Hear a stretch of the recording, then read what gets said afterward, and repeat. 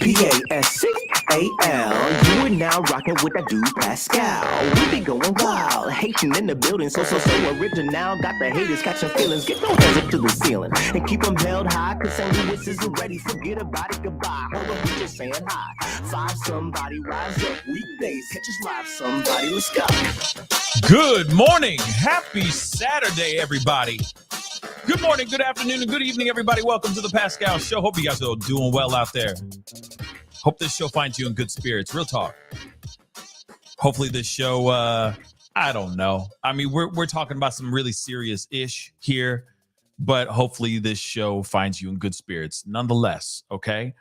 But I did want to come on here and break down to you guys the PASCA, the probable cause affidavit.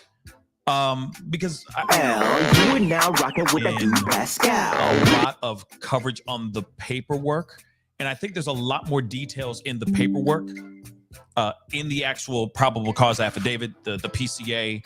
I think there's a lot more going on in here than the news is actually covering in the news is covering right now. You know, in articles and, on the mainstream media videos and all that stuff, news clips, etc. Okay.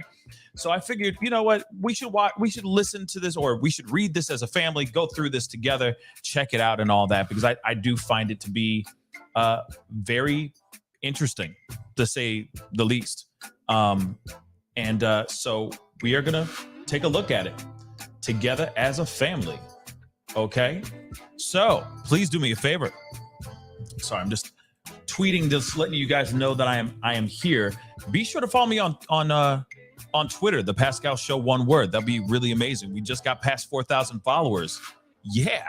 Okay. On the twits. So I appreciate that. So do me a favor over here though. Okay. Some housekeeping. Hit that like button down below. Crush it. Make scream out your name. That would be really, really appreciated. And of course, if you haven't done this yet, please hit that subscribe button.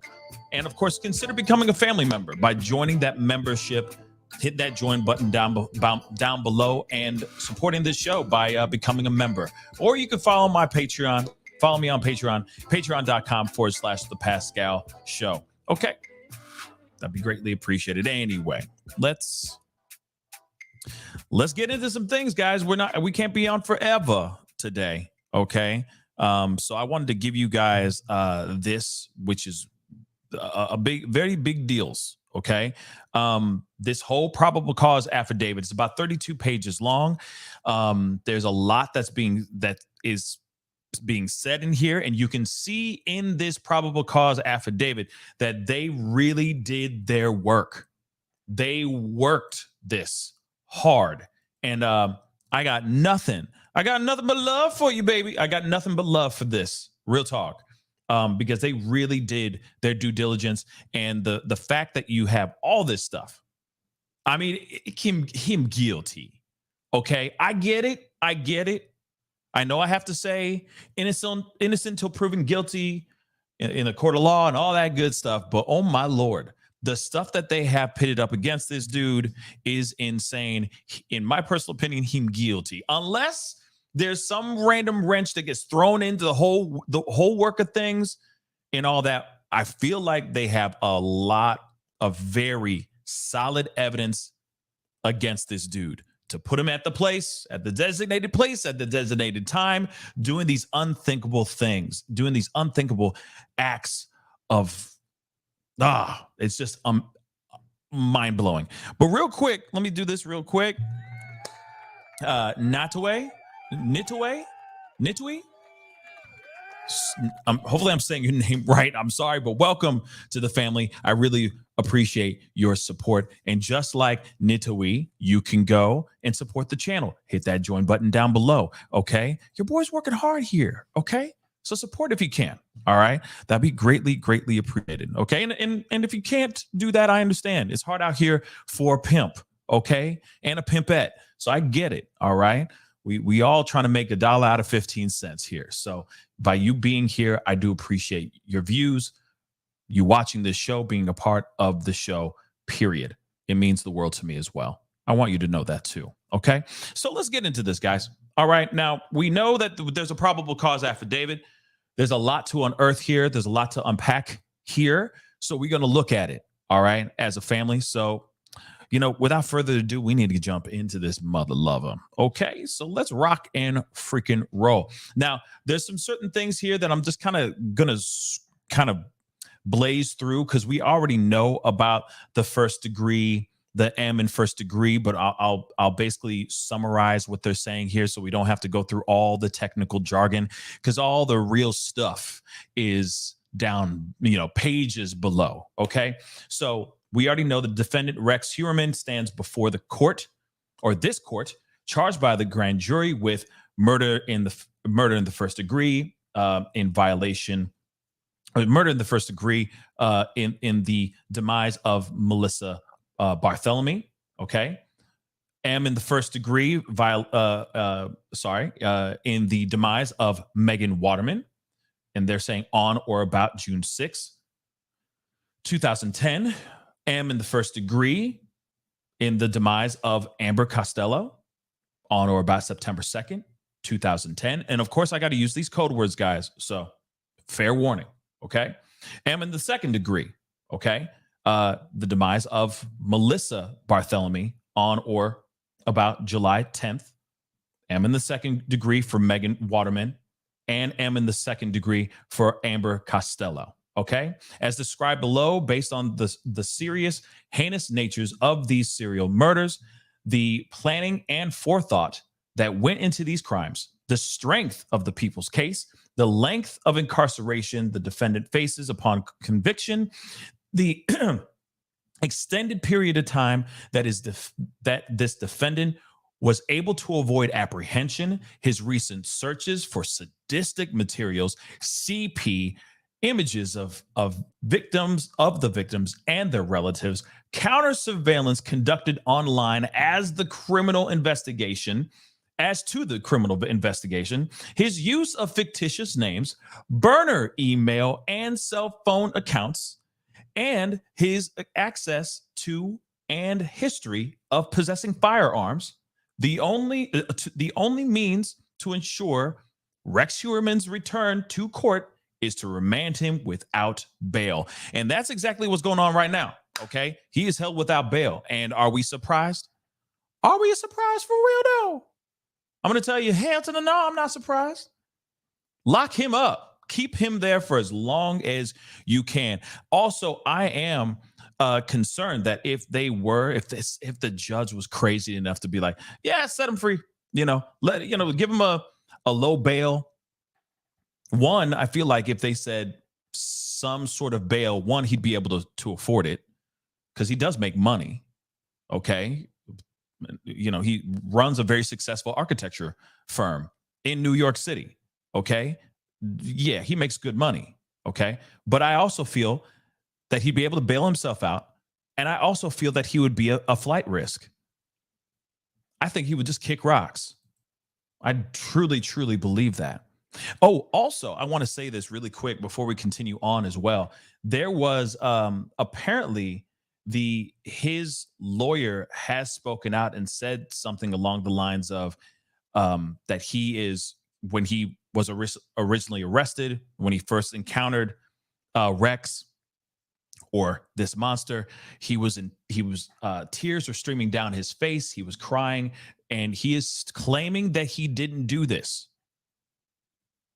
I'm just letting you guys know. He's claiming, I repeat, he's claiming that he didn't do this. Just put that in your pipe and smoke on it for a little bit, okay? Real quick, thank you so much for the 2 Canadian Knitaway. Sorry, thank you. Okay, it's Knitaway. Thank you so much for your support. Thank you so much, Knitaway. Thank you. I got that correct now. Now, moving on. He is out here saying, I didn't do it. I'm innocent. Not believing that. But let's move on. Discovery of the victims. On December 11th, 2010, police officer Malia was conducting a training exercise with his canine partner Blue along Ocean Parkway in Gilgo Beach, Suffolk, County, New York. During the course of the training exercise, Blue located a set of human remains. The remains were later identified to be those of Melissa Barthelemy. 2 days later, on December 13th, 2010, the SCPD continued the search in the proximity to where the remains of Melissa Barthelemy were recovered. On that date, members of the SCPD found 3 additional sets of human remains within 1/4 mile of the first discovery. Okay, and there's some images which I'll show you guys here in a second. These 3 additional sets of remains were identified as those of Maureen Brainard Barnes, Megan Waterman, and Amber Costello. Now, I want to say something because the Maureen Brainard Barnes, she is not on the list of charges as of yet. I'm still wondering why. Because like I said, in the very beginning of this, you got first degree, and it's Amber, Megan, and Melissa. We don't have anything revolving around Maureen. So I'm wondering why they did 3 and not all 4. And I also got to say, I mean, you see where all of them have been found, at least these 4, the Gilgo 4, as everybody's been saying. You see 4 places that they were found. Also, let's not forget where all the other remains were found as well. Okay, they were all found in around the same area within miles of each other. You're telling me there's no connection? Okay, you're telling me you got 2 monsters going, yeah, this is a good place. But like what? They go to some dark web room chat and they say, we got this really great place you can go and discard bodies at. Make that make sense. You tell me there's 2 SKers out here using the same location? That doesn't make sense to me at all. And of course, when we talk about Shannon Gilbert as well, which, she's not even really a part of the police are not even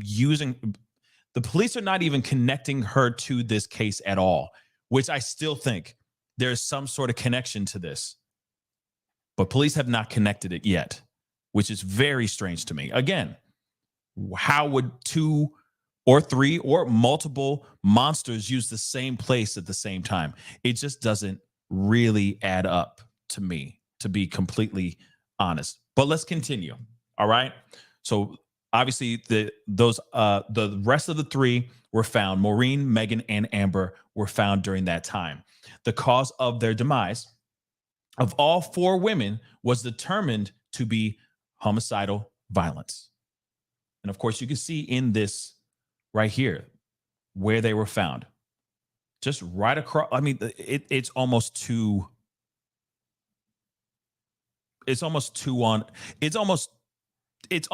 easy to pin all of this together. You see what I'm saying? Especially the other ones that were found as well. All 11, right? And if not more. And I'll get into that in just a little bit.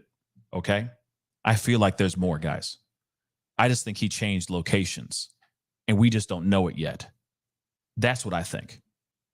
But I'll expand on that a little bit later. Moving on, back into this. The investigators into the demise were linked as, in addition to other factors, the victims each appeared to have been placed in close proximity within 22 to 33 feet from the edge of the parkway.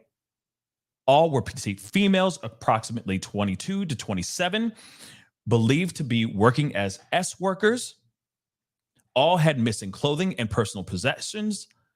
All had been unalived by homicide. All had contact shortly before their disappearances with a person using a burner phone, i.e. cell phone without an associated verified identity, and the cell phones of 2 of the 4 victims. Now, this is just a little bit, although the defendant is not yet with any crimes as to the disappearance and the unaliving of Miss Brainard Barnes, as set forth below, defendant Rex this defendant Huerman is the prime suspect in her demise and an investigation which is continuing and is expected to be resolved soon. Moreover, there is substantial evidence of Huerman's involvement in the disappearance and the demise of Maureen, which evidence closely fits the modus operandi of the defendant in relation to the demise of the other three women, and which supports the current charges. As such, this bail application contains descriptions of that evidence, which demonstrates the strength of the people's case as currently charged. Brainard Barnes and Bartholomew were used by the monster after their deaths. Wait a second. Let me make sure. Okay. Hold on. So, and the cell phones of the four victims, that's Brainard Barnes and Bartholomew, their phones were used after they died, okay, by the monster. All right. In addition, each of the four victims were found similarly positioned, bound in a similar fashion, either by belts or tape, with three of the victims found wrapped in a burlap style material. Okay. Recent investigation. In January 2022, the Suffolk County District Attorney's Office assigned an experienced team of investigators, analysts, and prosecutors to work jointly with the law enforcement partners from Suffolk County Police Department, New York State Police, Suffolk County Sheriff's Office, and the FBI. A comprehensive review of every item of evidence and information in the investigation was taken by the team. On March 14th, 2022, approximately 2 months into the renewed joint investigation, this comprehensive review led to the discovery of a first-generation Chevrolet Avalanche that was registered to the defendant at the time of these tragedies. As described below, this was significant because a witness at the disappearance, or a witness to the disappearance of Amber Costello, identified a first-generation Chevrolet Avalanche as the vehicle believed to have been driven by the monster. The discovery led to a comprehensive investigation of Huerman, which consisted of over 300 subpoenas, search warrants, and other legal processes that obtained evidence, as discussed more fully below. Among the items uncovered were cell phone billing records from the defendant corresponding to cell site locations for: 1, the burner cell phones used to arrange meetings with 3 of the 4 victims; 2, the taunting calls made to a relative of Miss Bartholomew; 3, a call made by a detective to Miss Bartholomew's cell phone while looking into her disappearance; and 4, calls checking voicemail on Miss Brainard Barnes' cell phone after her disappearance. In addition, Huerman lived in Massapequa Park, where the victims were believed to have disappeared from, and he worked in Midtown Manhattan, in the vicinity where the taunting calls were made to the sister of Miss Bartholomew. As set forth more fully below, the defendant, Huerman, is believed to be the person who used the burner cell phones to communicate with each of the 4 victims prior to their disappearance, and who used Miss Brainard Barnes' cell phone and Miss Bartholomew's cell phone after their demise. Both defendant Huerman and these burner phones had significant connections to both Midtown Manhattan and Massapequa Park, New York. Crazy, okay? So they keep going back and saying, hey, he was using these phones. He actually used 2 of the victims' phones Okay, one of them he was calling Barthelemy's sister, if I'm correct, taunting her and I guess threatening her as well, in using her phone. He was also calling her. I'm sorry, through these burner phones. He was checking voicemails, their voicemails, and etc. I mean, this guy is a real piece of work. Okay, a real mother loving piece of work. Okay, I mean, we're only what, 5 pages in? I mean, you tell me. You tell me how you feel about this so far. Real talk, real quick. Let me get this super chat real quick. Jackie Sue M, thank you so much for the 5. So a few years ago, law enforcement were on to a suspect. If I remember correctly, is this the same guy, or is it someone never suspected before? If I'm correct, because I mean, I'm still brand new to this case. I wasn't following this 13 years ago. Just letting you guys know that, okay? So this is still very brand new to me, but if I'm correct, it was a totally different person that they had as a possible suspect. So I think that this is still very brand new. Like, I don't think anybody knows about Rex Heuermann until he actually got arrested, until the day he got arrested. That's my theory, but I could be wrong, okay? But let me make sure I got all that real quick. And thank you guys so much for the super chats. I really do appreciate it. Real talk. But let's continue on, guys. Okay. That was one segment. Let's get into the next, the disappearance and the unaliving of Maureen. All right. So Maureen was last seen on July 9th, 2007 in New York City. At the time, she was believed to be working as a S worker. On July 6th, 2007, Maureen's cell phone was contacted by a burner phone. Between July 6th and July 9th of that year, there were 16 interactions between this burner phone and Maureen's cell phone. On July 9th, the last cell site location of Maureen's cell phone was at approximately 11:56 p.m. in Midtown Manhattan, near the 59th Street Bridge. Therefore, the Maureen's cell phone had no further activity until July 12th, 2007. On July 12th, 2007, 3 days after her disappearance, 2 outbound calls were made from Maureen's cell phone, checking her voicemail from a cell site location near the Long Island Expressway in Islandia. Hopefully I'm saying that right. So the disappearance of Melissa. Melissa was last seen on July 10th, 2009 in New York City. At that time, she was believed to be also an S worker. On July 3rd of that same year, Melissa was contacted by a burner phone. Therefore, her phone was contacted by this burner cell phone on July 6th, July 9th, and July 10th of 2009, which was the last day she was ever seen alive. On July 10th, 2009, cell site records indicate the burner phone traveled from Massapequa Park to Midtown Manhattan. Later that evening, Melissa's cell phone traveled from Midtown Manhattan to Massapequa, with the last cell site location being Massapequa on July 11th, 2009 at approximately 1:43 a.m.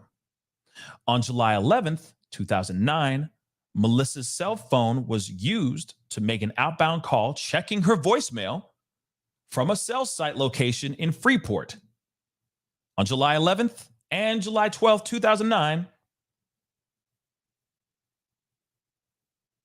July 11th and July 12th, 2009, the Barthélemy phone made 2 more outbound calls checking her voicemail from cell site locations in Babylon.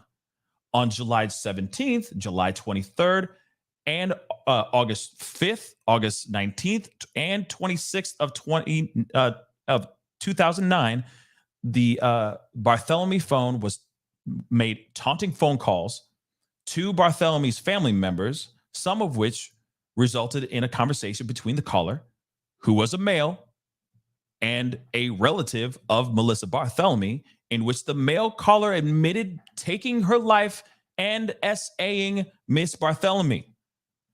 As described below, the cell site locations of Barthelemy's phone during these taunting calls were made in Midtown Manhattan.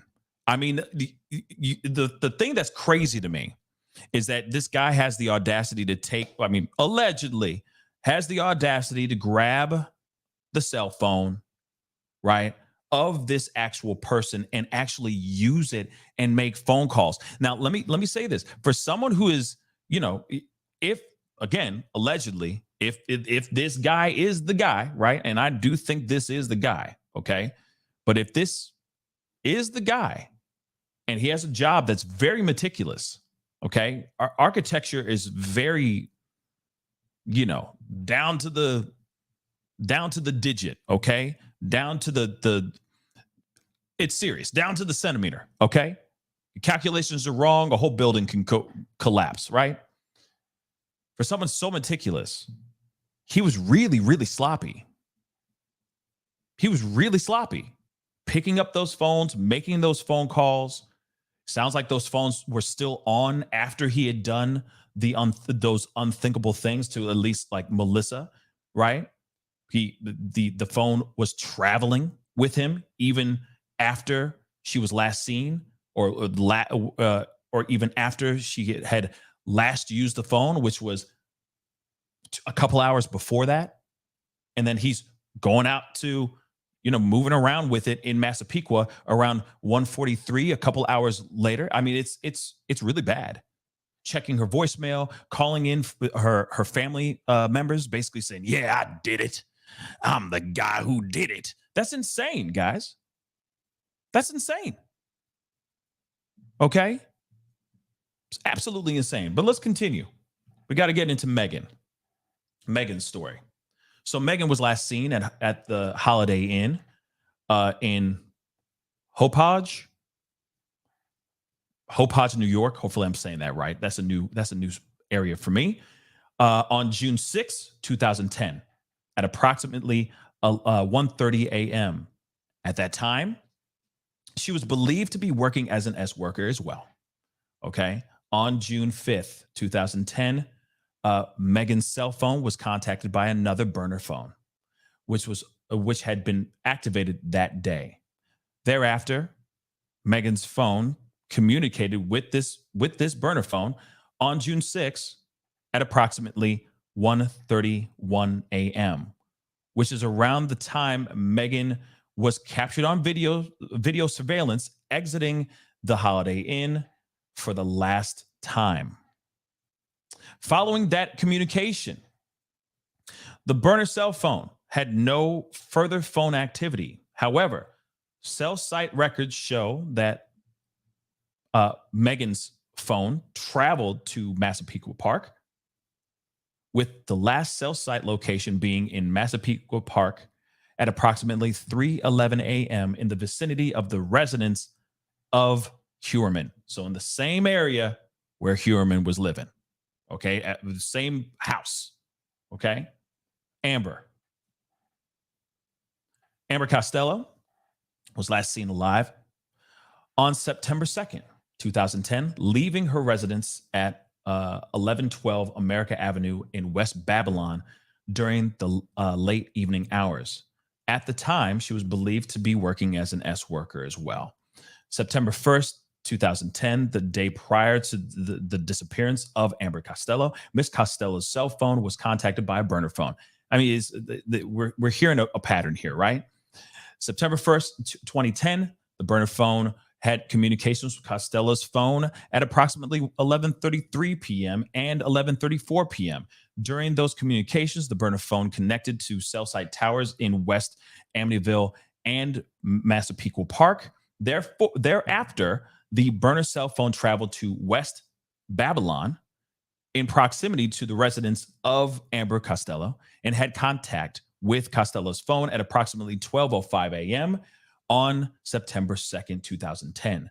According to witnesses, around the time of these communications between the burner phone and Costello's phone on September 1st to September 2nd, 2010, a prostitution client showed up at Miss Costello's residence located in West Babylon, New York. After the client entered the home, a ruse was executed on the client whereby a person pretended to be the outraged boyfriend of Amber Costello, and the client left from the residence. While Amber Costello retained the money the client had brought to pay for her services. Based upon interviews, the client was described as a large white male, approximately 6'4" to 6'6" in height, in his mid-40s, with dark, bushy hair and big oval style 1970s type of eyeglasses. It's like Dahmer. Doesn't he have those big old eyeglasses, 1970 eyeglasses? A witness described him to police as appearing like an ogre. Now, we heard that in the press conference, Gilgo Baggins. Okay, Gilgo. All right. And I got to show you guys that, by the way. Somebody actually made the Gilgo Baggins for me. I'm not lying. Let me show that to you really quick. It's hilarious. It's in the thumbnail, by the way. It's actually in the thumbnail. But Gilgo Baggins, guys. Gilgo Baggins. Somebody actually made that for me, y'all. I said that out loud. I was like, if anybody can make this for me, that would be dope. You know what I'm saying? And then bang, here we go. Right when I got done with the show, I got this email. What the hell? What the hell? Y'all are amazing. Okay, moving back into this. Moving on. Somebody make one with Shaq. Okay, or Shrek. I'm not Shaq. Shrek. Somebody do one with Shrek. Okay, I'd really appreciate it. I'm putting them in the thumbnails, just little bits, All right. Furthermore, a witness noticed a first-generation Chevrolet Avalanche parked in the driveway of the residence. According to the witness, following the ruse, this client said he was just her friend. Tell her I'll give her a call. And walked out the front door. And you say he's just a friend. Oh, baby, you. Therefore, at approximately 1:18 a.m. on September 2nd, after the ruse had been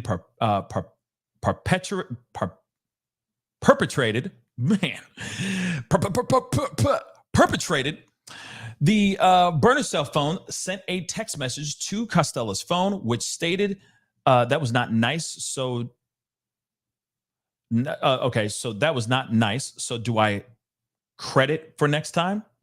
I guess, do I get credit for next time?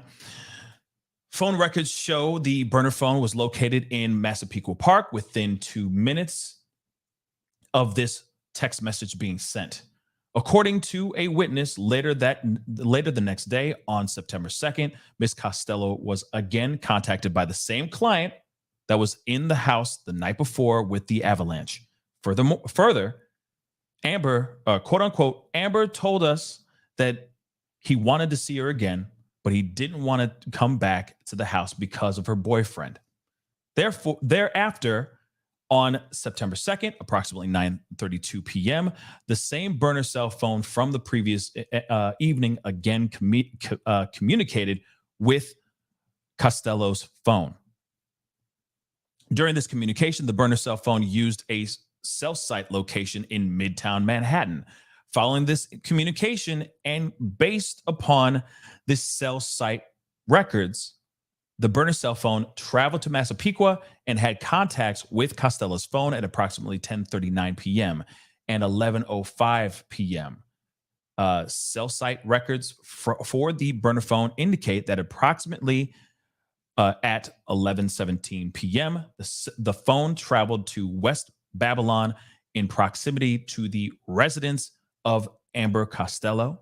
Subsequently, Amber Costello left her own cell phone behind, walked out the front door of the residence, and was seen alive for the last time. Shortly after Ms. Costello left the house, a witness observed a dark-colored truck pass the house. specifically coming from the direction Amber had walked towards.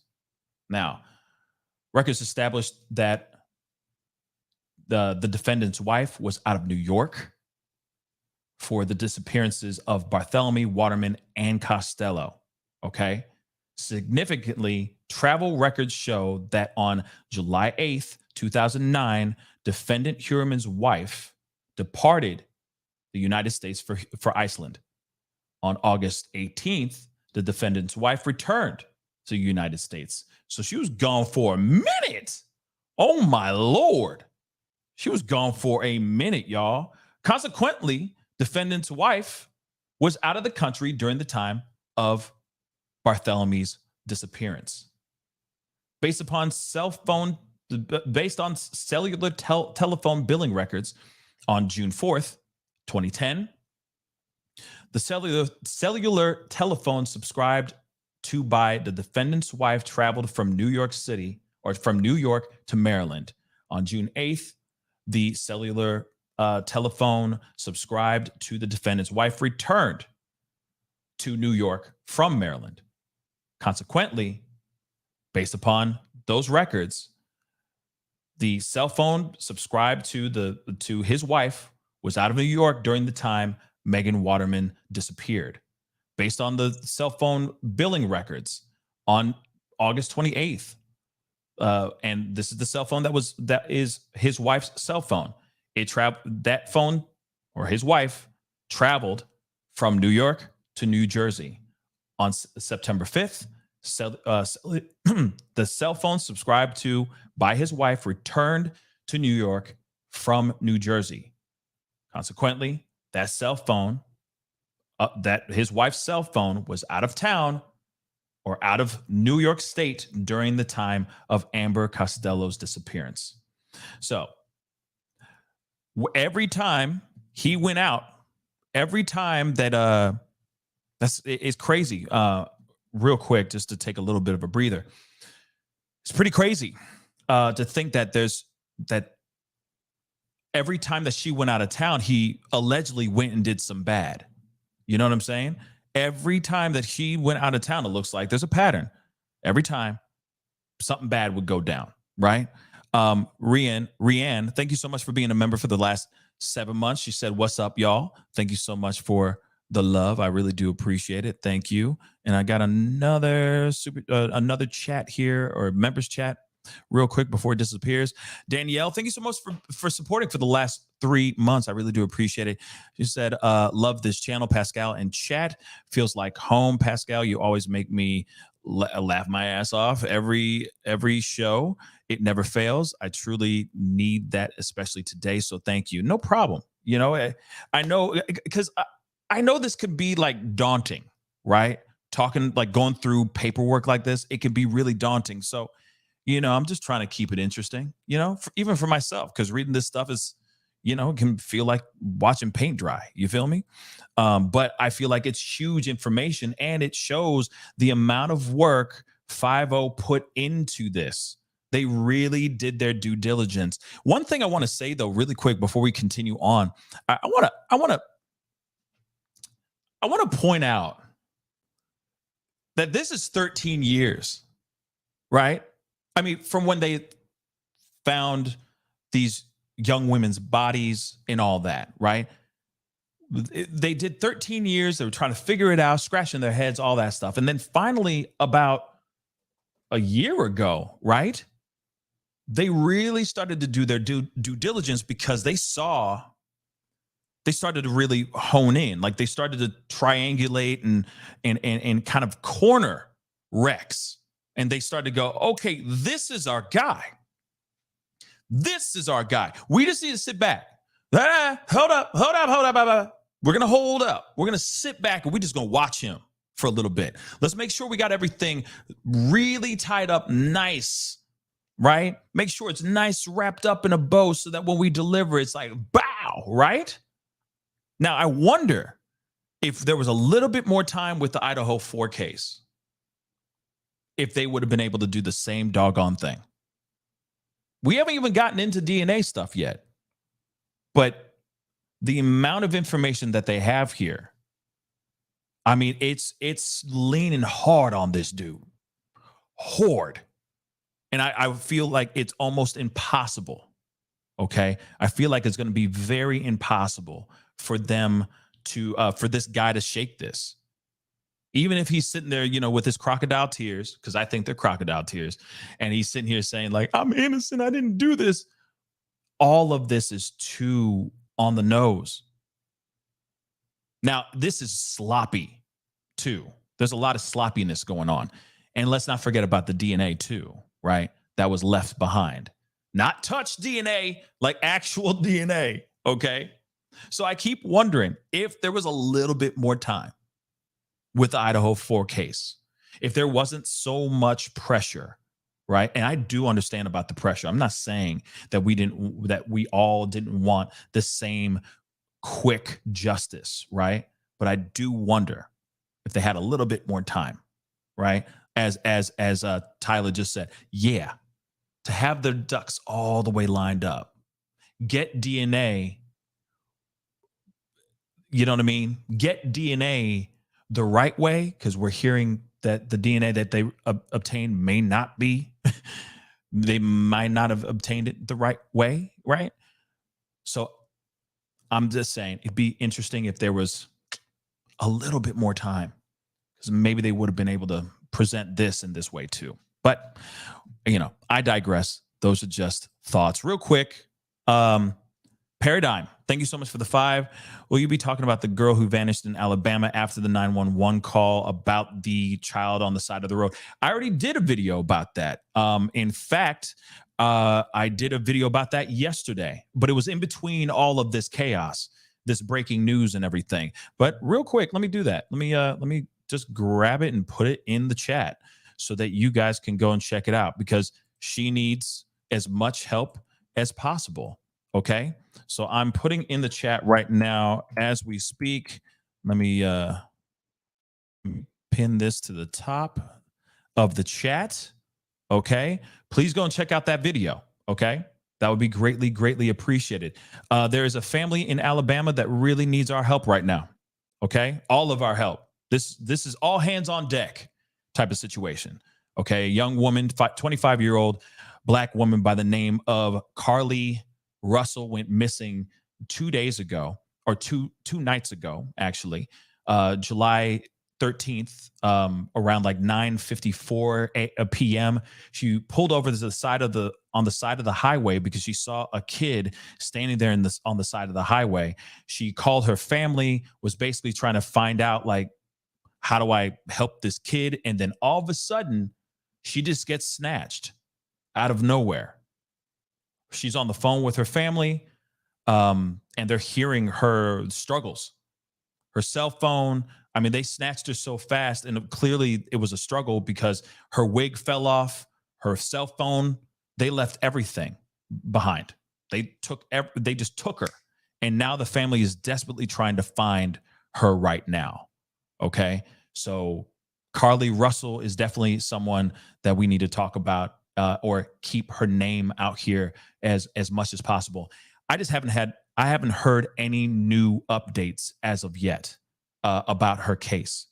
The only information I've heard so far is that there is now a reward for any information. I think it's a $25,000 to $30,000 reward for any information that can lead to getting her back home safely. But yeah, it's definitely a real thing right now. And I will say this too: the way that they use this kid as bait to get this woman to nab Carly is a new thing that they're doing out here in these streets. I said it in the video as well. I'm going to say it here too, ladies, and gentlemen, because they taking everybody. Okay. They're using that as bait. They're using that as a trick. Okay. So I just say, please, guys, be safe out there, but also please hashtag Carly Russell. Put her name in all y'all's mouths and on all y'all's platforms now, because the first 48 hours are the most crucial, and that family is desperately needing as much help as possible. Okay. So I did a video about it. If you want more information about it, please go and check out. It is pinned to the top of the chat on YouTube if you're watching on any other platforms. I also have it on Facebook as well. I put that on Facebook so that you guys can share that video as well. A lot of y'all have been doing that on Facebook as well. But I just wanted to mention that now that since the super chat just said, hey, are you going to talk about it? I'm talking about it right now. And I did a video about it. So go click on it when you get some time, share that video. Let's keep her name in our mouths. Seriously, let's keep her name out here. Let's keep talking about her. So hopefully we can bring her back home fast. Okay. Because I'm worried. I'm really, really worried about that situation. It's I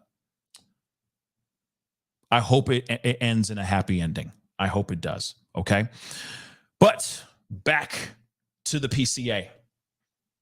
Moving back into it, cell billing records for the cell phone of Rex. Oh, dear God. Oh, this is going to be interesting. Okay. So during the times of the disappearance and the M's of the victims, Huerman owned an architectural business located in Midtown Manhattan, and this business was the named subscriber of his cell phone, which was active during the times of these victims' disappearances and subscribed to his home address in Massapequa Park.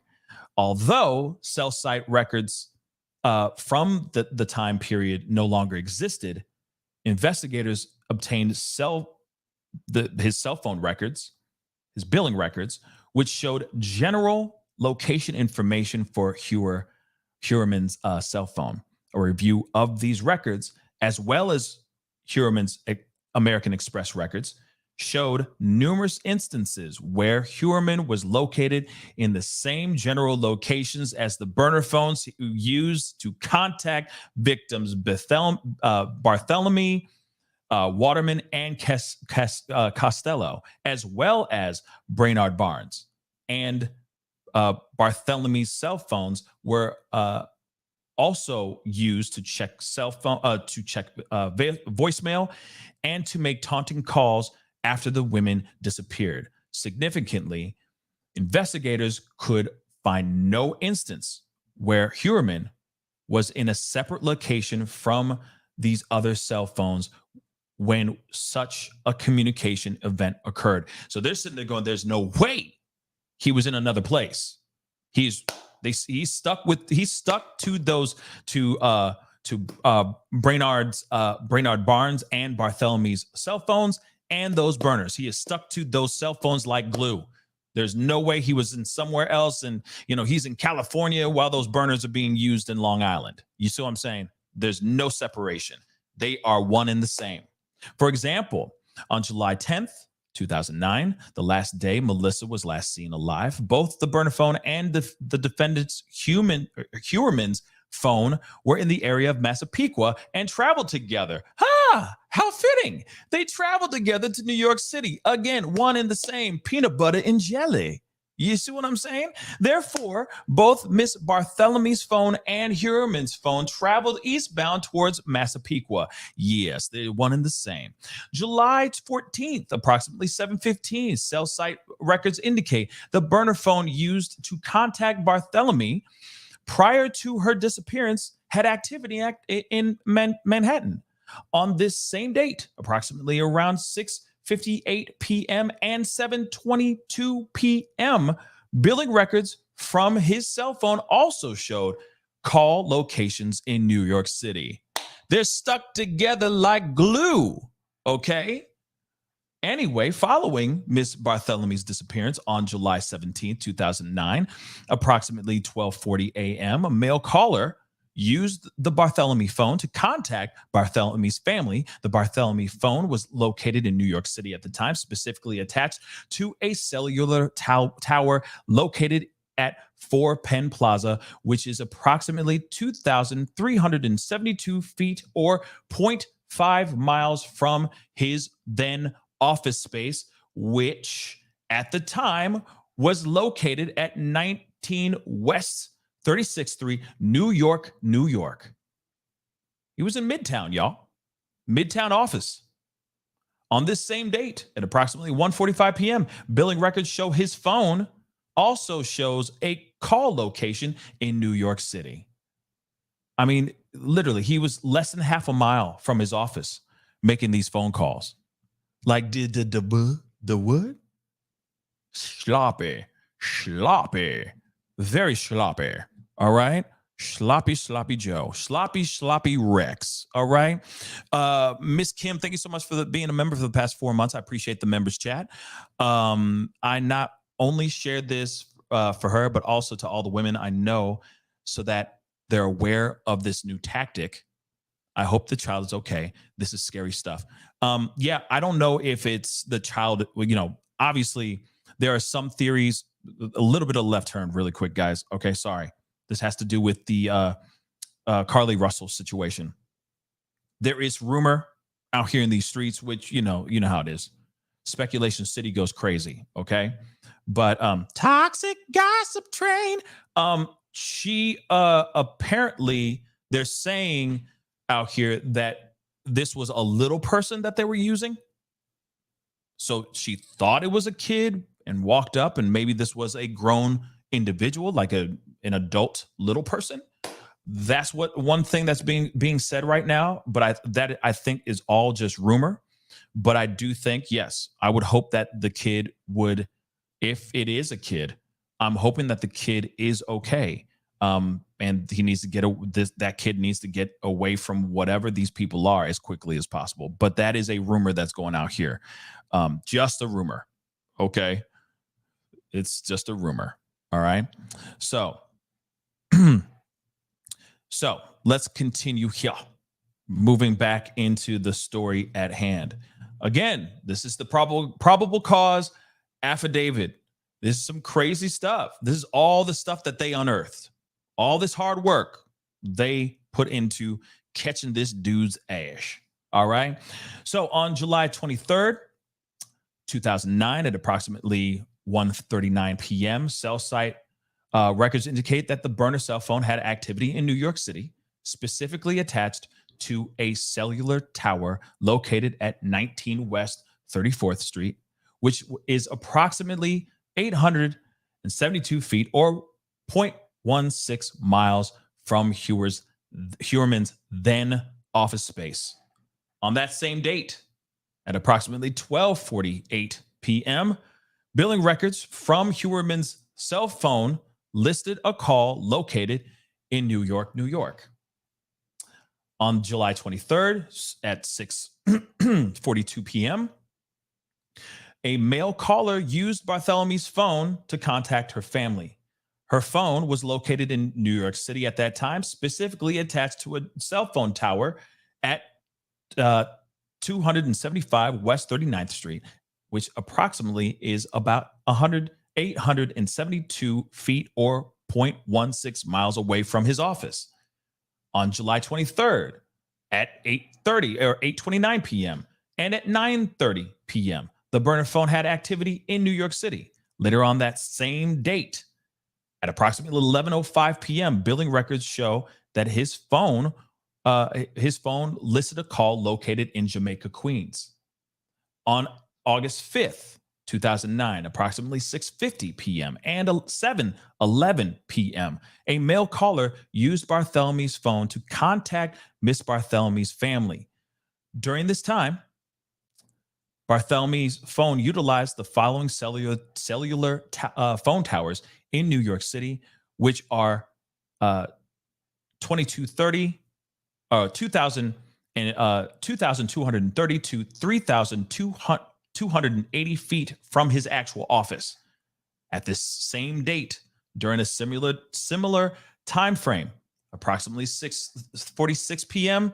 and 7:05 p.m., Huerman's cell phone listed billing locations in New York City. Again, stuck like glue, y'all. Stuck like glue. On August 10th, 2009, based upon subpoena travel documents, Huerman departed for Iceland, and all phone activity from for Barthelomew's phone stopped. That would be a dead giveaway. You got somebody who's calling in calling the Bartholomew family, harassing, doing from her actual phone and saying, yes, I did it. I did it. I did it. Right. And then as soon as how convenient that it goes, you know, it just flatlines when he goes on a trip, when he leaves for Iceland. Right. So on August 18th, Human returned to from Iceland, and the phone activity resumed the next day. Again, you can't fake the funk. Okay, like I said, these cell phones and this man are stuck together like glue. Okay, so August 19th, 2009. At approximately 7:23, a male caller used Bartholomew's phone to contact the Bartholomew's family. Cell site records indicate that the Bartholomew phone was located in New York City at that time, attached to a cell tower at 249 West 36th Street at approximately, which is approximately 2,831 feet, or a little over half a mile from his office at that time. On that same date, before and after the call to Bartholomew's family at approximately 7:16 p.m. and 7:28 p.m., billing records show his cell phone lists calls located in New York City. Same area. Like I said, same area. It's too close. Like I said, it's too close. All right. August 26th, 2009, between approximately 11:29 a.m., 11:34 a.m., a male caller used Bartholomew's phone to contact Bartholomew's family. He just keeps calling like crazy, y'all. Damn. Leave this family alone. Oh, my Lord. According to the cell site records, the Bartholomew phone was located in New York City at this time, specifically attached to a cell tower at the 4 Penn Plaza, which is approximately 2,230 feet, or a little less than a half a mile from his office.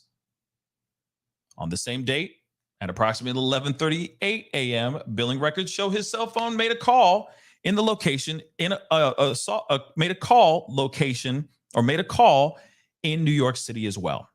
Okay, it's like I said, it's insane. You know, this is all of this here just shows how he is stuck with this guy.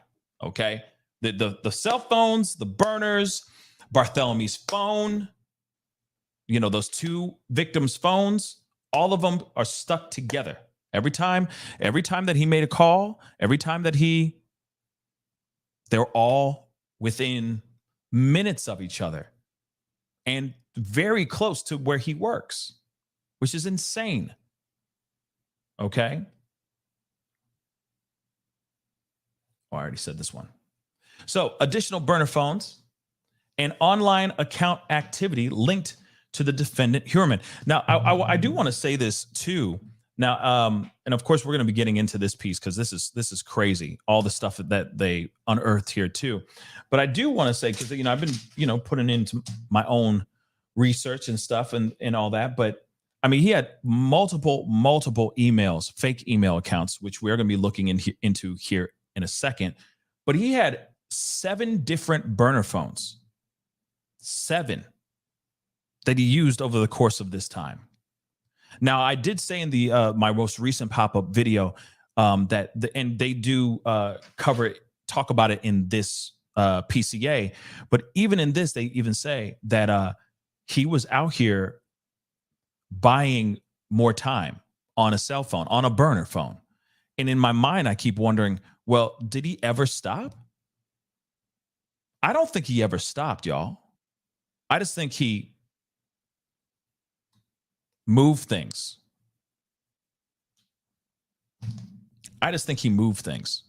He moved his victims. He had a new location. That's what I think. Okay. Because he didn't stop. Like, he didn't stop having a burner phone. Why would he need a burner phone? if he stopped.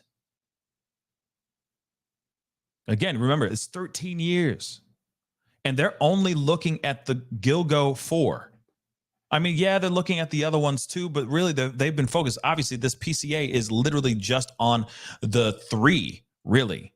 Okay? The 3 victims of the Gilgo 4. You're telling me that he didn't get an itch that he really needed to scratch over the past 13 years?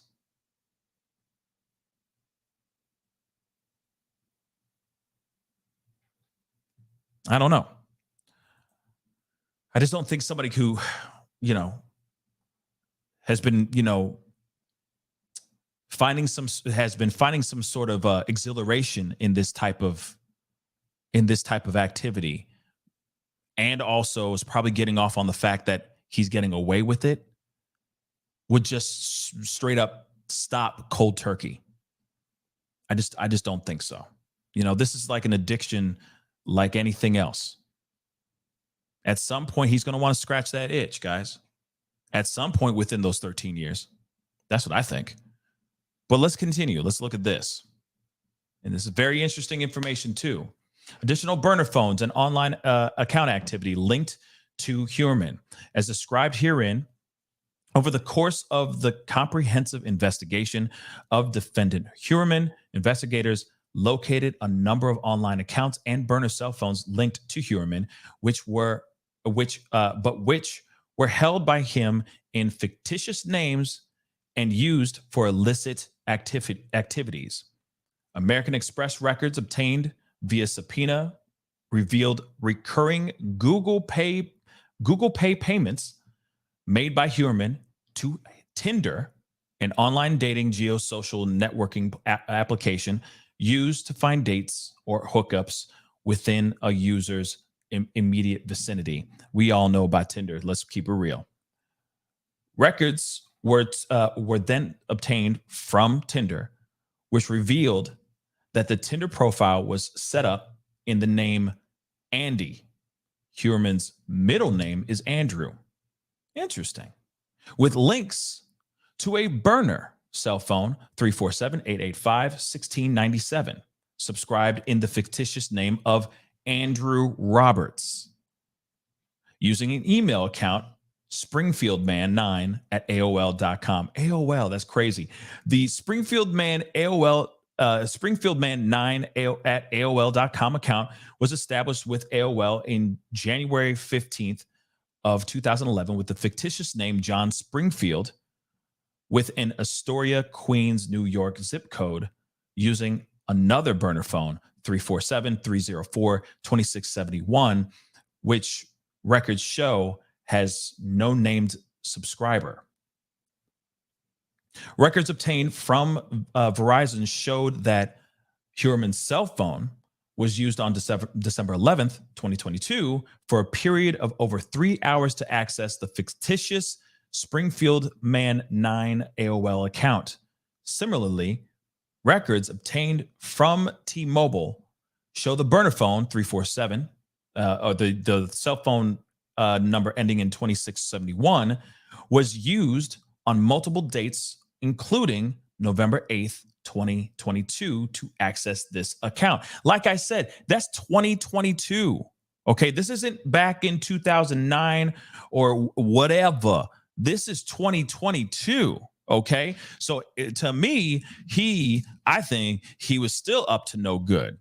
All right, a review of the calls for these additional burner cell phones revealed that both cell phones were used extensively between 2021 and 2022 for prostitution-related contacts, either with S workers or massage parlors. Like I said, I don't think he was done. In addition, or he was just feeding his appetite for sex workers. I don't know. That's just so odd. So odd. In addition, cell site warrants for these cell phones, for these burner cell phones, revealed that just like the burner cell phones defendant Huerman used to contact the victims prior to their disappearance, these additional burner phones had frequent cell site activity in Midtown Manhattan and Massapequa Park. The records revealed that both these burner phones consistently had activity on the cell towers that provided coverage to his residence in Massapequa and his office space, his place of business in New York City. Legal process served on Google seeking records or accounts associated with the device identifiers of these additional burner cell phones reveal a connection to yet another burner or junk email account, namely Thawk 080672 at Gmail. Therefore, the Thawk email account, it sounds like I'm cursing. Okay. Google records further indicated that the Thawk email account was subscribed to the fictitious name Thomas Hawk. Interesting. Oh, so T-Hawk. Okay. A search warrant revealed that the T-Hawk account associated with burner cell phone that ending in 2671 was used to conduct thousands of searches related to S workers, sadistic, torture-related P, child P, including, and it's a lot of this stuff, y'all, that I can't say. I can't say any of this stuff, y'all. I can't say any of that. Okay? I mean, I can't. But he was getting crazy. He was getting crazy. And it's grody. Yeah. Ew. It's gross. But one thing I want to say, okay, one thing I do want to say though in this, because if you go through it, it's Mistress Long Island Maturesque, or it's blah blah blah blah blah blah. Okay, like 7 is all of this is disgusting. Okay, but one thing is this one right here. When he says about an Asian male, a small Asian male. Now, I want to point out that there was an unidentified Asian male, from my understanding, that's not a part of this case, but was found in that same vicinity, in that same area, okay, of where all the other victims were found and where all the Gilgo 4 victims were found as well. There was an unidentified Asian male that allegedly was wearing women's clothing as well. So you're telling me that he put it in his search?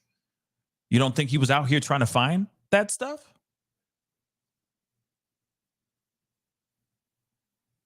And you don't think he didn't find it? If he was Googling it, if he was literally typing it into the Googles, love, what? And you're not putting 2 and 2 together? The unidentified Asian male that they found out there, you're not putting that together too? Come on, y'all. Like I said, this is more. This is more than just this is more than just the Gilgo 4. This is more than just the Gilgo 4. And right now, they're only they only have 3 charges for 3 of the victims of the Gilgo 4. I'm still wondering why. I understand those 3, you can still get them for those things. But at the same time, damn, I'm telling you right now, you're telling me you're going through those Google searches, and that sticks out like a sore thumb to me.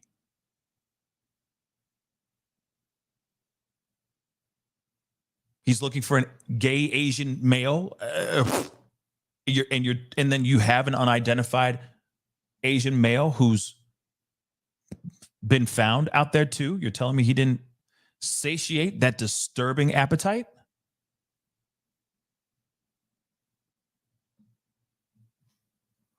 Just saying. It's very interesting. It's very, very interesting.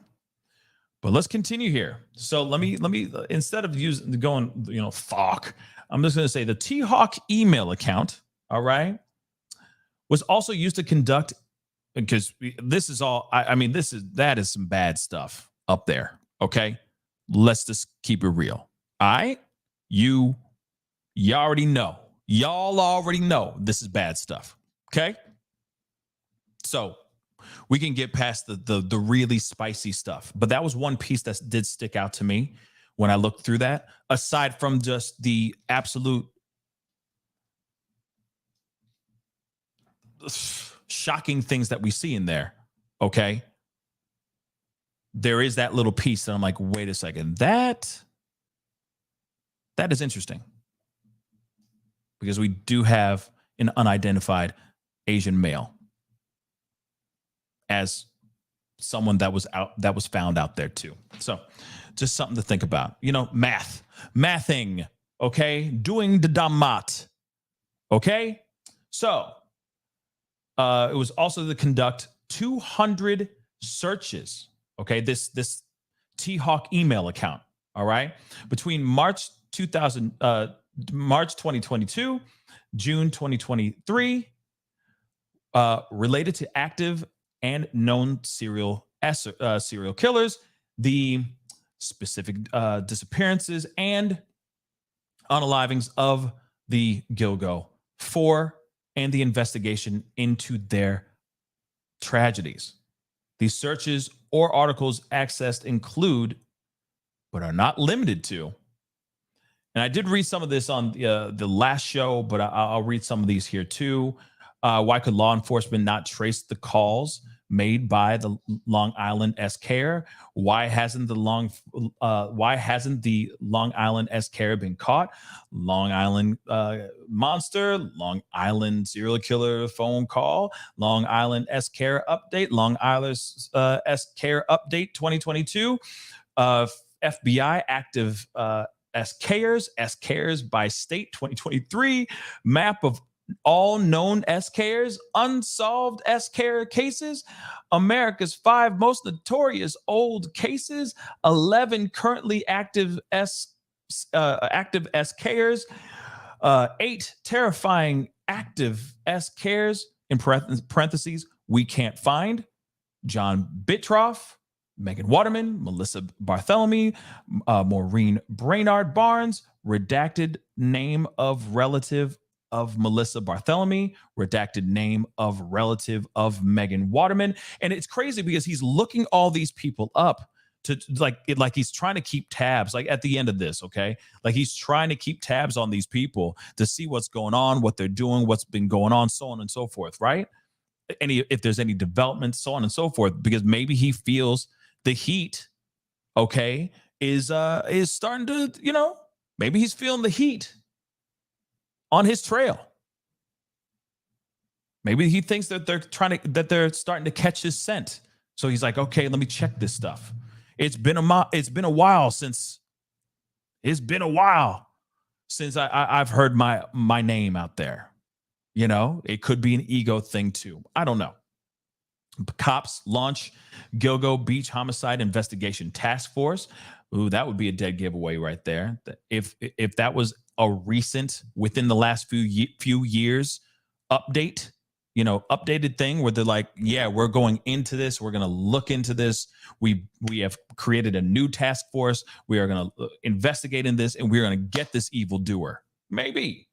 Mapping the Long Island murder victims inside the Long Island S-Care and Gilgo Beach, the Gilgo Beach unaliver, Criminal Minds, the Island serial killer investigation. New phone technology may be key to break in case. Interesting. He was doing all that. Paranoid. Okay. Paranoid. So the T-Hawk email account was also used to search for a number of podcasts and documentaries regarding this investigation, as well as repeatedly viewing hundreds of images depicting the victims and members of their immediate families. Significantly, Huerman also searched for and viewed articles concerning the very task force that was investigating him. Wow. So, I mean, you can see here, I mean, these are just articles that he was looking at. Now, JB Bueno did say this during a show or during a live that we were watching after the press conference. And he does have a point here, or he did make a good point, that the defense could use this and say, well, he could just be a true crime junkie. You know, he could just be a huge fan of true crime. But it's not just that. It's the other stuff that he's looking up that's very, very damning, and shows the how demented his mind really, really is, right? And then let's not forget the burner cell phones, the multiple burner cell phones that they have. And there's more here that we're going to be seeing here too, right? The DNA, so on and so forth. I mean, there's so much here that you can't deny it. You see what I'm saying? You can't. Doesn't matter if he was just a true crime junkie, right? Doesn't matter. Okay? Doesn't even matter. Everything else is just as strong, if not stronger. That's what I think. Kimberly in Japan, thank you so much for the 300 yen. I really do appreciate the super sticker. Thank you so much. Thank you so very much. Okay. But yeah, pretty crazy stuff. Let's continue. There's more. All right. A search warrant conducted on the fictitious Springfield Man 9 AOL account further revealed selfie photographs that appeared to have been taken by the defendant of himself, which we are looking at right now, and sent to other persons to solicit and arrange for some activity, some funky dope loving. Okay. Further linking Rex to the fictitious email account and the burner cell phone ending in 2671 used to establish the account. Look at that. What a mess. But okay, you know, he out here, okay? He out here. Why do I think, if you want my body and you think I'm sexy? I feel like that's playing in the background while he's taking that cell phone, that selfie, that mirror selfie in the bathroom. I don't know, okay? But he was feeling himself. You know what I mean? He said, I woke up like this. Okay, moving on. So the defendant, Rex, has further linked, was further linked to to that burner cell phone ending in 2671 because on May 19th, 2023, recently, y'all, the defendant was observed by law enforcement via video and field surveillance at a cell phone store in Midtown Manhattan and purchased additional minutes which were added to this burner cell phone. I mean, this is him walking in. This is him walking in. There he is, making his grand entrance. Guarantee he wore that in high school, that t-shirt, that polo. He just still has it. But anyway, he went in, he put his money down, he paid in cash, he paid in cold hard cash so that it wouldn't, I guess, link back to him. But guess what? It did, no matter what. Okay. Crazy, man. Sloppy. Like I said, sloppy. Analysis of that actual AOL account, the Springfield Man 9 account, led to this discovery of another email account, another one. Okay. DJ Khaled, another one. He got another one. Hunter 1903 A3 at gmail.com. Here and after the Hunter Google account. I'm just going to say Hunter Google account because I'm not going to do all that 9. Blah. Okay. Used on Valentine's. Isn't Valentine's Day the 14th? But anyway, February 14th, 2021, to send an image of a sex worker from upstate New York between two of his secret accounts. Further investigation revealed that the Hunter Google account was created on February 14th using a burner phone ending in 1697 as the user's phone number, as the user's cell phone number and SMS recovery number, and subscribed in the fictitious name Andy Roberts, the same fake name linked to the target Tinder profile and burner cell phone 1697, as well as the same alias utilized by Huerman in communications with numerous potential S partners responding to his advertisements for SEX. And the fictitious birthday of August 6, 1972, which corresponds with the digital ending of the burner account T-Hawk. See, that's interesting. 080672 at Gmail. In addition, Google provided IP address information for the user's acceptance of the terms of service, which revealed that the terms of service were accepted on February 14, 2021 from IP address 24.184.75.31. Significantly, records were obtained from Altus doing business as Optimum, which is an internet services provider, indicating that the IP address at his home was also the same IP address.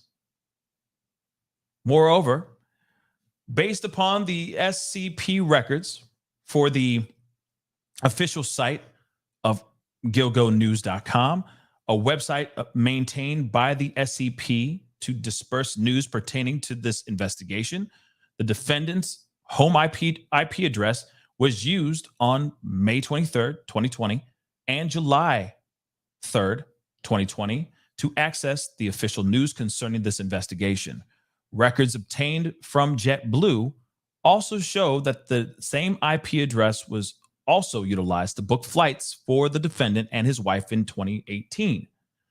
When analyzing the usage of all devices and accounts used by Huerman, there appears to be a clear pattern wherein Huerman used burner phones and burner junk email addresses to contact S workers and S partners to conduct extensive searches related to SEX and prostitution, violent, sadistic, and CP, and seek online information about the authorities investigating his crimes. These burner cell phones and email accounts with fictitious identities were used in an effort to conceal Huerman's true identity, conceal his criminal activity, unlawful proposition to sex workers, and attempt to monitor the investigation of his crimes. Whew. So, again, whole bunch of stuff, y'all. Okay, this man was really trying to cover as many tracks as he could. Okay, really trying to cover all of his tracks, which is obvious. And then on top of it, this guy is a very dirty, dirty boy. Let's be real. This is a monster here. All right. I think one of the guys, leading this investigation, or one of the chiefs of which department I don't remember, he basically said a monster was walking among us, if I remember him saying that correctly. What did he say? I forgot. I think I wrote it down. Maybe I didn't. I thought I did. But it was something along the lines of that. Like, this is a monster. The devil was walking among us, basically. Okay. And he was doing everything he could to basically hide in plain sight. Yeah, the demon in plain sight, or he was a demon among us. There was a demon among us. Yes. And, you could see he was doing everything he could to cover his tracks as best as he could. Kimberly in Japan, thank you so much for being a member for the past 8 months. Pascal singing, you always saves my day. I appreciate that. Thank you, Kimberly. And thank you so much for being a member. But let's continue on here. So DNA analysis of hairs recovered from the examination of the victims' bodies. So during the course of the investigation, each of the 4 victims' bodies were examined by forensic scientists with the Suffolk County Crime Laboratory, which revealed as follows. And this is big stuff here, okay?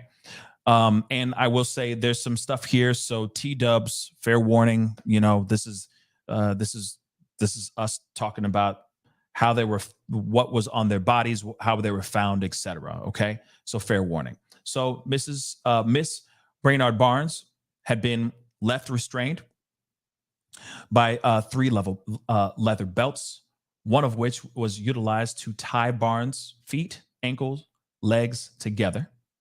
During the examination of the belts, a female human hair was recovered from the buckle of one of the belts by the Suffolk County Crime Lab. Okay. And herein they say female hair on Barnes. So on or about December 18th, 2010, the Suffolk County Laboratory, this hair and was able to determine that it corresponded with a Caucasian head hair fragment. Although this hair was not suitable for nuclear DNA profiling at the time, it was subsequently submitted for further DNA analysis below, or further DNA analysis C below. So Megan Waterman had been bound by clear or white duct tape. During the course of the examination of her body, 2 female human hairs were recovered. One from outside the head area, and the other from the tape of the head area. Both hairs were recovered in the vicinity of Miss Waterman's head, and they say 2 female hairs on Waterman. So they indicated that the 2 female hairs on Waterman exhibited Caucasian European characteristics, but were unsuitable for further DNA testing at that time.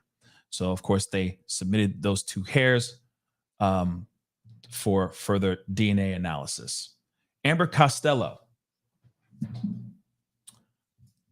An examination of her body, Amber Costello revealed that she had appeared to have been bound by 3 pieces of clear or white tape, so the same as our previous victim.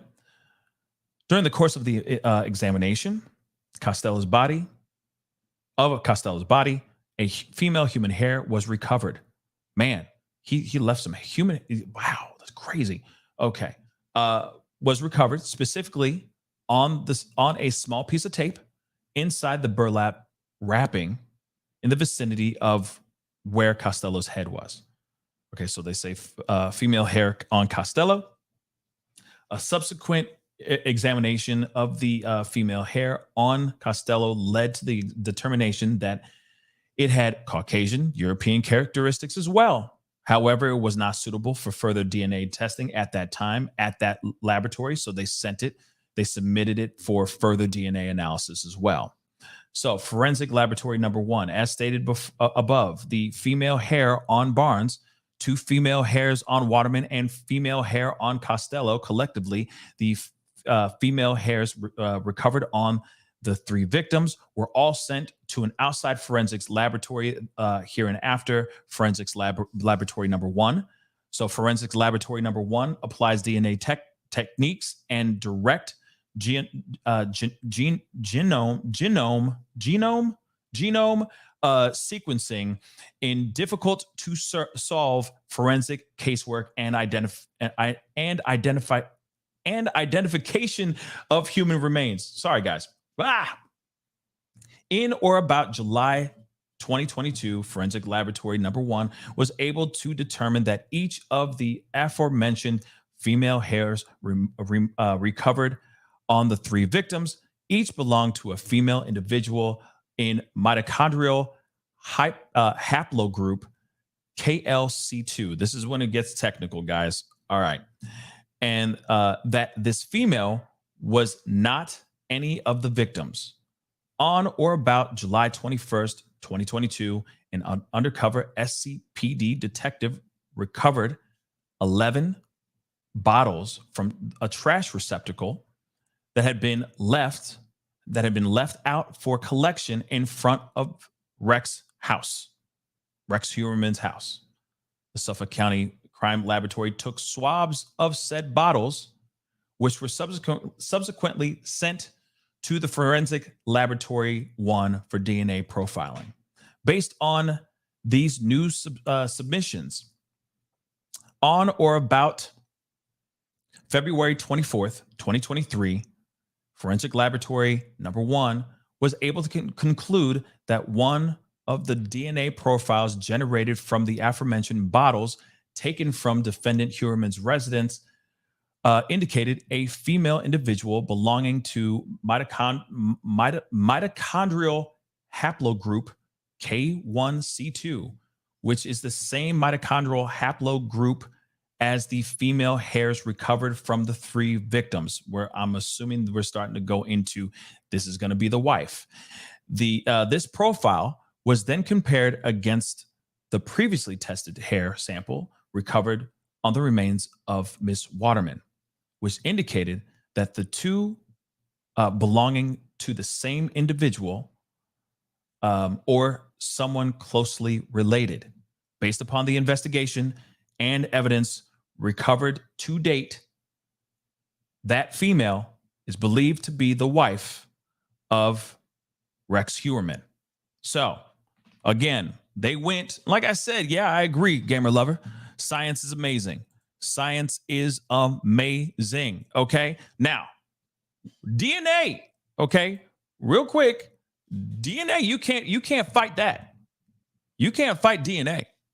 Okay. I get it that, there's going to be, I don't know what's going on with this. Hello. Okay. Focus. DNA is a mother lover. Okay. Let's keep it real. All right. So it's going to be very interesting what they're going to say, because we haven't gotten through everything. Okay. As far as the DNA stuff. So there's still more here, but even just that, the fact that the hairs of his wife are there, right? Cell phone, burner phones, the fake email accounts, his searches, both spicy and absolutely demonic and disgusting, to the obsession of the case, right? And you slap I'm just saying, DNA is just the sprinkles on top, y'all. It's just the sprinkles on top. Okay.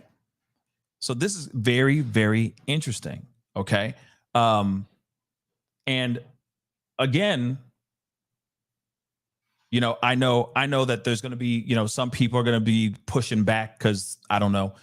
But at the same time, like you could sit here and say, that you can push back on DNA, you could push back on searches. But if you have everything stacked together and you got the prosecution using this in court, the defense is going to have a hard time proving otherwise. They have so much stacked up against this man. Unless the DNA is taken illegally and they're able to prove that. All I'm saying is it's going to be very interesting to see what defense says. But at the same time, I do understand and agree that it's innocent until proven guilty. It is innocent until proven guilty. But this stuff right here, this stuff right here. And if he really did do all this stuff, all I can say is good luck, bruh. Good luck. But let's continue. Like I said, the DNA is everything to me. The DNA is everything. And we will see more here in just a minute. So, Forensic Laboratory number 2. On or about March 23rd, 2023, the Suffolk County Crime Laboratory requested Forensic Laboratory number 2, a lab specializing in forensic mitochondrial analysis to conduct additional independent analysis. On or about June 12th, 2023, the second laboratory issued a report concluding that the DNA sample from the female recovered from the bottles outside the residence is the wife, okay? And the female hair on Costello indicated that the DNA profile, the DNA profiles are the same at all compared positions common to and between samples, specifically at a rate that would, as per the EMPOP database, exclude 99.98% of the North American population for the female hair on Costello. Yeah. They're going, this is his wife's hair.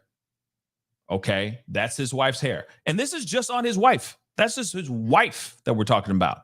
Okay.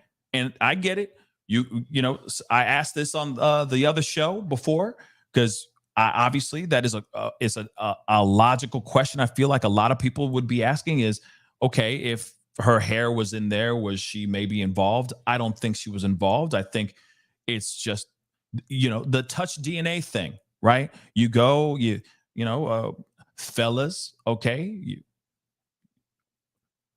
our ladies shed their hair like crazy, and you find their hair everywhere. Okay. I said it before. You go to the gym, you're pulling out your gym clothes. All of a sudden you just see just strands of hair, you know, or a clump of it, on your hoodie or something like that. It just happens. Right. So there is a possibility that he had a strand of hair on him and didn't realize that he had it on him when he did these said acts. But there's still more. There's still more. So let's continue. So at this laboratory, then compared the profile associated with the DNA sample from Heuermann's wife to one of the two aforementioned female hairs recovered on the remains of Miss Waterman, which also resulted in the conclusion that the DNA profile are the same at all compared positions compared to and between samples, specifically at the rate that would, again, exclude 99.69% of the North American population from the hair recovered on Miss Waterman. I mean, it is just super, super tight. Okay. Based on the foregoing, while 99.98% of the North American population can be excluded from the female hair on Costello, and 99.69% of the North American population are excluded from the female hair on Waterman, it is significant that RH's wife cannot be excluded from either the female hairs recovered on the remains of Waterman and Costello. As previously noted, Heuermann's wife was out of state at the time of these two women's disappearances and their unalivings. As such, it is likely that the burlap, tape, vehicles, or other instrumentalities utilized in these unalivings came from the defendant's residence, where his wife also resides, or was transferred from his clothing. So either, these were things that the stuff that he had, of course, in his belongings, like the burlap sacks, the tape, the vehicle in which he was driving in. I mean, let's be real. He's driving around. She gets in the car, right? Maybe her hair gets in the car. That happens, right? The burlap sacks could have been in the house during that time of, him grabbing the things. Maybe he got them, brought them home, put them on the couch. Next thing you know, a bit of her hair just happens to just drift down into the burlap sacks, or the tape as well. You see what I'm saying? Those things can stay on something, especially if he's not really watching what he's doing, and if he's not super, super meticulous. and he's just going through things really quick, trying to put tape on and all that. I mean, the possibilities are endless here. Okay. But they are saying that she was not there. There's no way she physically could have been a part of these tragedies because she was in Iceland, y'all. Okay. Because she was in Iceland. Period. She was in Iceland. Male hair linked to defendant Heuermann. So this, okay, real quick, when it comes to the wifey, okay, because she wasn't there, you could basically say this is the infamous touch DNA type thing, right? He may have hugged her, or she was in the car. Maybe he dropped her off at the airport. You know, she, if I'm correct, it was his wife and his daughter, I think, or son that went, or stepson, I'm sorry, that went to Iceland for like that 6-week break. Okay, he could have driven her, gave her a hug, hair fell in the car, you know. So I can see that kind of thing happening. But yes, because of them doing their due diligence, checking on the traveling, etc., there's no way she could have physically been in that space at the same time. No way, shape, or form. Okay. So that totally debunks the possibility of her being involved in this whole thing. Okay. Now, let's continue. This part is interesting too, because the hair, male hair that was on that was found as well. All right. During initial examination of Waterman's skeletal remains and the burlap materials, the laboratory, Suffolk County laboratory, was also able to recover a male hair from the bottom of the burlap used to wrap Miss Waterman by her monster. They call it the male hair on Waterman. An initial examination of said hair revealed Caucasian European characteristics. However, the hair was unsuitable for further DNA analysis. Okay, so of course they sent it to another laboratory to generate a DNA profile of the hair recovered at the bottom of Waterman's burlap. Specifically, forensic laboratory number 1 determined that this hair belonged to a male. It belonged to a male. All right. Following the discovery of the Chevrolet Avalanche, which was registered to defendant Heuermann, and the investigation of the cellular billing records and other items on or about January 26, 2023, a surveillance team observed and recovered a pizza box. This is the part that the pizza destroyed it all. They recovered a pizza box thrown by defendant Rex Heuermann into a garbage can located in front of 385 Fifth Avenue in Manhattan. This is the trash can. There is the pizza box right there. There's the pizza box open. And look at all that. He ate all of that. Okay. The pizza box was sent to Suffolk County Crime Laboratory for analysis, where a swab was taken from the leftover pizza crust. On or about March 23rd, 2023, the Suffolk County Crime Laboratory sent the swab from the pizza crust abandoned by Heuermann to the forensic laboratory number 2. On or about April 28th, 2023, a detective hand-delivered from the first laboratory a portion of the male hair to the second laboratory for testing.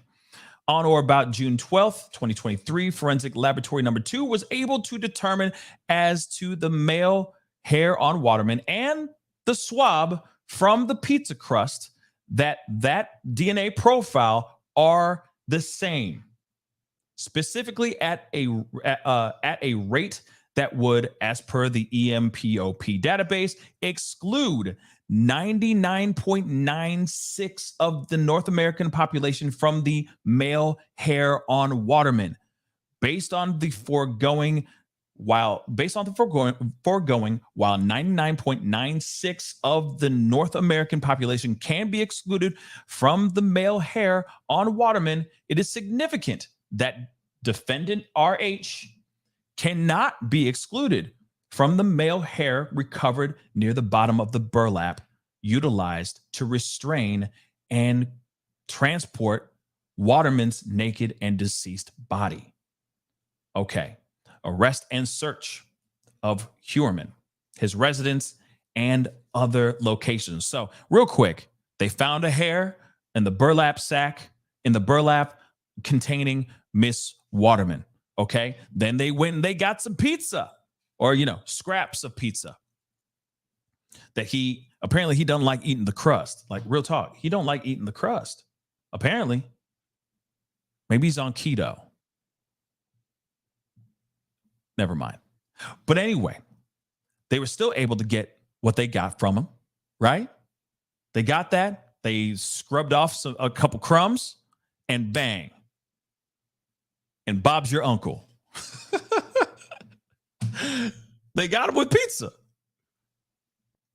They say, eating stuff like this can kill you, can get you in trouble sometimes, Eating that kind of stuff can get you in some trouble, but very, very interesting nonetheless. Okay. And Maria, yes, I agree. Thank goodness for DNA. Okay. Because without DNA, without science, this guy would still be out here. Okay. Which is wild. Anyway, let's continue on. We got a little bit left. So arrest and search warrant, or arrest and search of his residence and other locations. Now, one thing I found interesting, I will say this in a second. So on or about the evening of July 13th, 2023, defendant Rex Huerman was arrested by Suffolk County police officers. Searches of his residence as well as other locations are currently ongoing. At the time of his arrest, defendant Huerman had on his person the burner phone. He had on his person the burner phone, the infamous burner phone that I've been saying ending in 2671, which is linked to the T-Hawk email account, or the THOC, email account used to conduct the online searches described above. Penalties: if convicted on the current charges, the defendant faces multiple sentences of life without parole. Damn right. Remand without bail is appropriate. Based on the serious, heinous nature of these offenses, the strength of the people's case, the life incarceration the defendant faces upon a conviction, the extreme measures this defendant took to attempt to avoid apprehension for an extended period of time. 13 some odd years. Let's keep it real. The recent sadistic and CP searches, use of fictitious names, emails, and cell phone / burner accounts, online counter surveillance, and his access to and history of possessing firearms, which apparently he owned a lot of firearms, y'all. The people believe that the only means to ensure the defendant's return to court is to remand the defendant without bail. And I absolutely agree with that. Obviously, that's actually what's going on right now, too. Yes. So, pretty amazing PCA. I will say that. And they really did their work. Again, they put in the time. They didn't have, they had a few other people, other possible suspects, but then those people were ruled out they were ruled out at that time.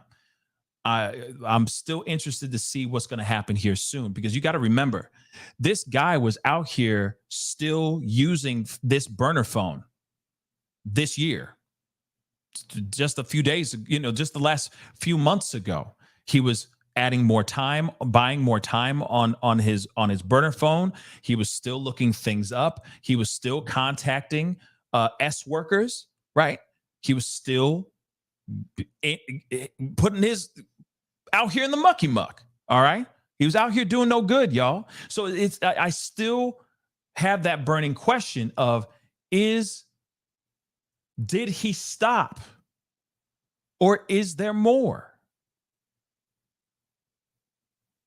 You got to remember, it's 13 years since the Gilgo 4 were found. Let's just start there.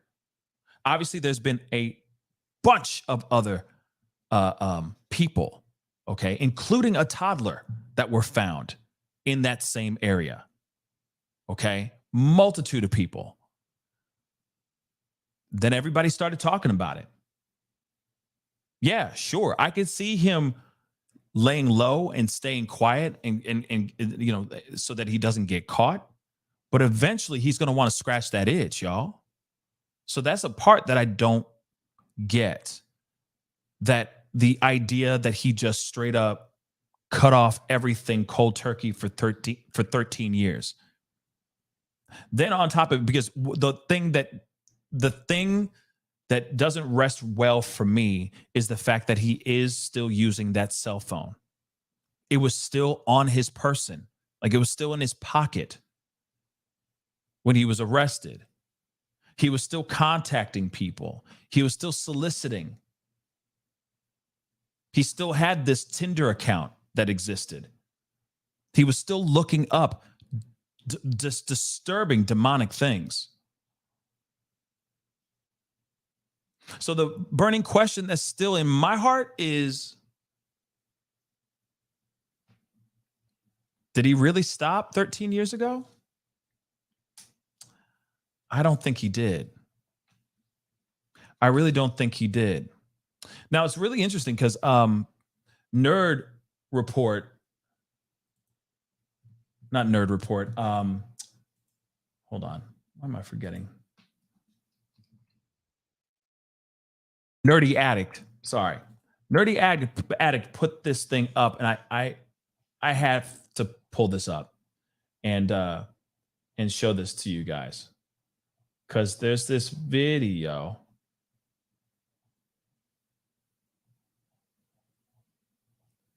There's this video.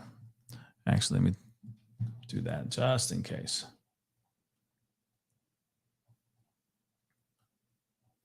And I don't know if this is real or not. But I'm still trying to figure out if this is a true thing or not. Because he said something along the lines of that there was, well, maybe I shouldn't play this because I haven't really looked into this yet. And I don't want to play something that's not fully connected or fully true. But there allegedly there was like human skeletal remains that were found. And it was like right before Rex Heuermann was arrested. And he posted it. I was like, is there connection to this? Because this is in New York. This is in Long Island. You know what? I'm going to play it anyway. F it.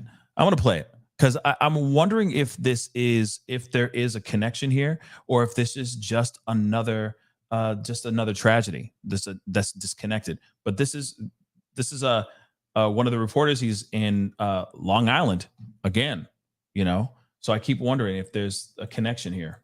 Well, David and Natalie, state police wrapped up their work in the woods behind me just a short time ago. Ah, Jesus. Hold on, guys. But they left a lot of questions.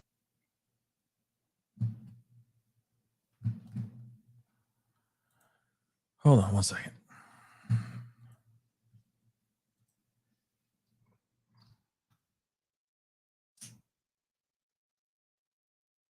If you haven't done it yet, please hit that like button down below. That'd be greatly appreciated. That'd be greatly appreciated. So I you know, and don't forget to hit that subscribe button as well. But I am curious to see if this is connected in any type of way, because you got to remember, this guy was out here for 13 years again. 13 years, just free as a bird. Okay. You're telling me he didn't go and do something? Come on now. All right. So let's take a look at this really quick. Again, this is in Long Island, and they found human remains. Well, David and Natalie, state police wrapped up their work in the woods behind me just a short time ago, but they left a lot of questions about the human remains that were found there. As cars passed on the Southern State Parkway exit ramp, state police investigators and police dogs scoured a wooded area just off the highway. On the other side of those woods, Samantha Oria Gutierrez and her West Islip neighbors wondered what was going on. It's frightening. It's right across the street from my house. Samantha says kids on bike and on foot often frequent the trails in these woods, never imagining human remains would be found here. That discovery was made this morning, state police say, by a driver who noticed something unusual after pulling onto the shoulder of the road. Okay. Listen. Okay. Now, this could have no connection whatsoever, but it's very interesting that this is in Long Island. Okay. We're dealing with the Long Island SKer, the Craigslist ripper, the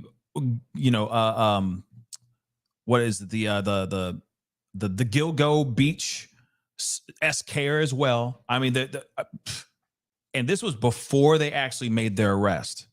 So I keep one, and I know it may be completely disconnected, but it does make you wonder if there is a connection here. Okay, I have to say that. Upon closer look, the individual believed it to be human skeletal remains and called 911. State police later confirmed these were skeletal human remains and spent much of the day here collecting evidence. But Captain Christopher Pascal was able to answer none of the many questions about that discovery. Because he doesn't know This is nothing currently yet. an ongoing investigation at its onset, and it is too early to tell the identity of the human remains or the involvement of any type of criminality. Neighbors tell me they've never seen homeless people in these woods, so the discovery of remains here is both surprising and unnerving. It's very bizarre. Yeah, I was going to say no criminal activity, bruh. Come on. I can see maybe a homeless person, just, maybe passing.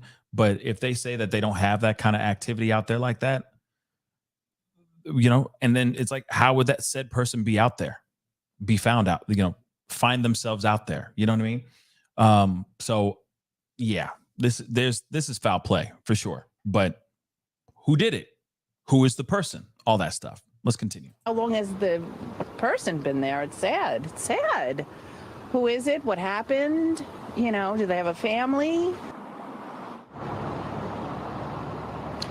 Now, whenever human remains are found on Long Island, attentions turn to those unsolved Gilgo murders. Those 10 sets of human remains were found about 10 miles to the south of where I'm standing right now. But at the moment, there's no indication of any connection between the cases. State police are promising more information on this one very soon. Okay. So, yeah, I feel like that's a fair question to ask. If there is any connection to the Gilgo unalivings, to that case, what's the story here? If there is any connection to this, so on and so forth. I mean, I feel like that is a fair question to ask, right? But then that same day was when Rex Heuermann was arrested as well. We can't forget that, right? So it does make you wonder if there is any type of connection to that as well. But you just saw the probable cause affidavit. We just read through that whole doggone thing together as a family. There it is. Okay. If you appreciated that, make sure you hit that like button down below. Okay. Please crush that like button down below. Don't forget to hit that subscribe button as well. I gave you the information with my own pizzazz, okay, with my own spiciness to it. But as you can see here, this stuff, I mean, in comparison to, let's just say, the Idaho 4 probable cause affidavit, this one is a lot more a lot more airtight, okay, a lot more ironclad than I say the other probable cause, the Idaho 4 probable cause. There's a lot here where it is very, very precise. And again, I can see a defense team using everything they can to try to put in reasonable doubt throughout their argument. or, you know, trying to put Swiss cheese holes in this stuff.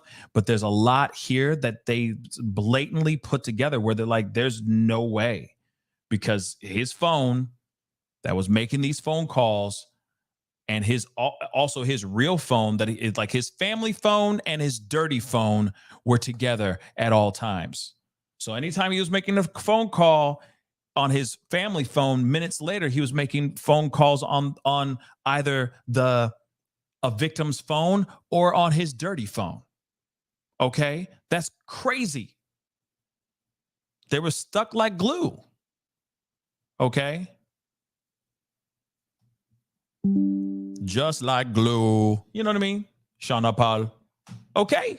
So it's really tough, like that part. Okay? Then I can understand like DNA. You can try to sit there and say, oh, you know, you could probably poke holes in that situation too, but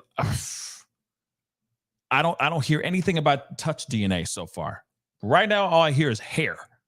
That's very difficult. Very difficult. Okay?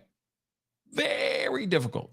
So this one, I feel, is a lot more airtight than the other probable cause that we have from the Idaho 4.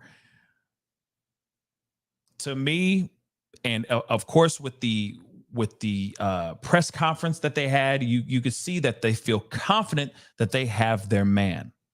But again, you know, it's up to you guys. What say you guys? Do you think that this is airtight?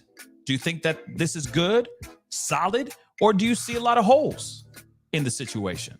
Again, I look at this and I see, I mean, I can see some holes in here for sure. I'm not going to sit here and say this is just super, you know, impenetrable, like bulletproof. Hell no. But I do see that they have a strong argument. Okay. They have a strong case against RH. Okay. Against this supposed monster. Shauna Paul. Yeah. So we'll see what happens here very soon. You know, we'll be watching this, and I'll be reporting information if there's any new developments covering this particular case. But I think him guilty too, Charlie Miller. I think he be guilty. Him guilty. That's from just what we see here. Again, my opinion could change if something shows up out of nowhere, you know, out of the blue. If there's corruption within the obtaining of said evidence and whatnot, right? You know, if they went and they arrested him, but they didn't press record when they arrested him. You see what I'm saying? Because that's something that's possible too. That's what happened with Brian Kohberger, right? They just didn't press record when they arrested him. It's kind of weird, guys. Kind of weird. But let's see what happens here. Definitely comment down below. Let me know what your thoughts are in the situation. Of course, would love to hear your thoughts on this. And we'll see you guys in the next show, okay? Be sure to hit that like button down below. I'd really appreciate it. I'd really appreciate it, okay?